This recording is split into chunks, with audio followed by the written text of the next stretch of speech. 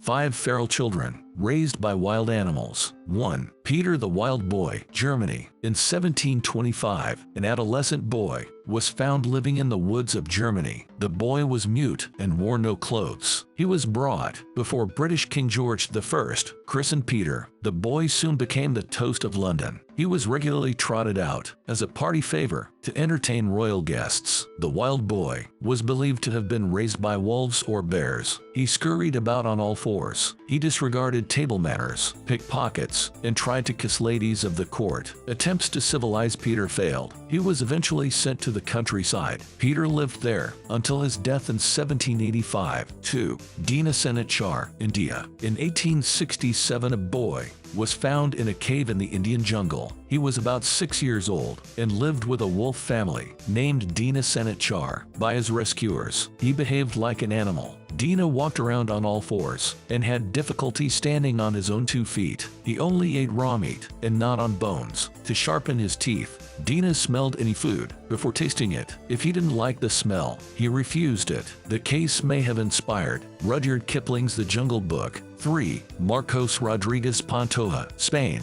In 1954, at age 7, the boy was sold to a wealthy landowner. His parents had no money to care for him, but sometime afterward Marcos was abandoned in the wilderness. He spent 11 years living in the Sierra Morena Mountains. His only companions were a pack of wolves. Marcos learned to reproduce their vocalizations. He gradually forgot human language, but thrived in the wild. In 1965, Marcos was found by the authorities. He howled and attacked them when they tried to take him. Bound and gagged, Marcos was brought back to civilization. At 78, he still misses his time with the wolves. 4. Marina Chapman, Colombia. Marina was 5 when she was kidnapped from a village. For some reason, her kidnappers left her in the jungle. The girl found a group of capuchin monkeys and joined it. She walked on all fours and slept in tree hollows. She picked up fruit dropped by the monkeys. Once when Marina was sick, a monkey saved her life. He led her to a stream